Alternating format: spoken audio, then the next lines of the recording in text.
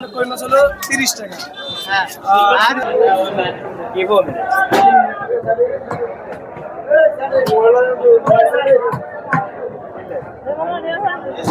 লাকসাম বাজার প্রতিদিন হাজারো মানুষ মাছ কিনছেন, কেউ বড় মাছ, কেউ আবার ছোট মাছ, আবার কেউ পরিবারের জন্য পছন্দের মাছটি কিনে সরাসরি চলে যাচ্ছেন। কিন্তু আপনি কি কখনো ভেবে দেখেছেন এই মাছটি আপনার হাতে পৌঁছানোর পর পরিষ্কার করে কাটার কাজটি কে করবেন? বাজারে এক কোণে বসে থাকা এসব মানুষের দিকে হয়তো আমরা কখনো তাকিয়ে দেখি না, অথচ তাদের হাতের পরিশ্রমের সঙ্গে জড়িয়ে আছে একটি পরিবার, হাসি, সন্তানদের ভবিষ্যৎ এবং প্রতিদিনের জীবনযুদ্ধ। তারা সারাদিন মাছ কাটেন, পরিষ্কার করেন এবং ক্রেতাদের হাতে প্রস্তুত করে দেন। আর এই কঠোর পরিশ্রম করে তাদের মধ্যে কেউ কেউ দিনে প্রায় 1000 টাকা পর্যন্ত আয় করে থাকেন। লাকসাম বাজারে যখন অনেক মানুষ ঘুম থেকে উঠে দিনের কাজ শুরু করার প্রস্তুতি নিচ্ছেন, তখনই অনেক মাছ কাটার কারিগরদের কর্মদিবস শুরু হয়ে যায়। লাকসাম বাজারে যখন অনেক মানুষ ঘুম থেকে উঠে দিনের কাজ শুরু করার প্রস্তুতি নিচ্ছেন, তখনই অনেক মাছ কাটার কারিগরের কর্মদিবস শুরু হয়ে যায়। তারা বাজারে এসে নিজের জায়গায় প্রস্তুত করেন, বটি, ছুরি, পানির পাত্র সবকিছু প্রস্তুত করে অপেক্ষা করতে থাকেন ক্রেতাদের জন্য। এরপর মাছের দোকানে ক্রেতা আসতে শুরু করলেই তাদের কাজও শুরু হয়ে যায়। একজন ক্রেতা বলেন,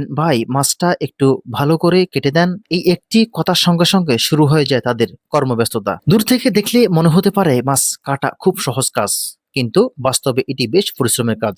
বড় মাছ হলে শক্তি প্রয়োগ করতে হয়, ছোট মাছ হলে অত বেশি পরিষ্কার পরিচ্ছন্ন করতে হয় না। বড় মাছ হলে শক্তি প্রয়োগ করতে হয়, মাছ পরিষ্কার করতে হয়, আঁশ ছাড়াতে হয়, পেট পরিষ্কার করতে হয় এবং ক্রেতাদের চাহিদা অনুযায়ী টুকরা টুকরা করতে হয়। একটির পর একটি মাছ কাটতে কাটতে হাত ব্যথা হয়ে যেতে পারে। এরপরেও থেমে যাওয়ার সুযোগ নেই, কারণ তার কাজ থেমে গেলে আয় কমে যাবে। দিনে 1000 টাকা আয়, কিন্তু এর পেছনে কত শ্রম। লাকসাম বাজারে মাছ কাটার কাজ করে দৈনিক প্রায় 1000 টাকা আয় করার কথা শুনলে অনেক মানুষের কাছে অনেক আনন্দিত মনে হয়, কিন্তু একটু গভীরভাবে চিন্তা করলে দেখা যায় ওই আয় এর পেছনে রয়েছে দীর্ঘ সময়ের শ্রম।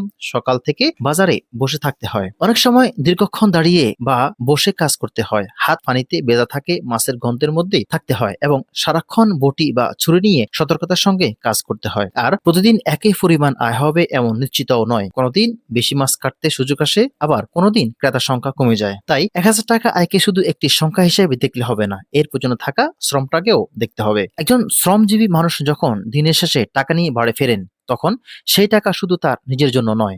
এই টাকা দিয়ে হয়তো পরিবারের বাজার হয়, সন্তানের স্কুল খরচ, বাবা মায়ের ওষুধ কেনা হয়, ঘরের প্রয়োজনীয় জিনিসপত্র কেনা হয়, কখনো হয়তো সন্তানের আবদার পূরণ করার জন্য এ টাকা খরচ হয়। অর্থাৎ একজন মাছ কাটার কারিগরের প্রতিটি শ্রমের সঙ্গে জড়িয়ে থাকে একটি পরিবার স্বপ্ন।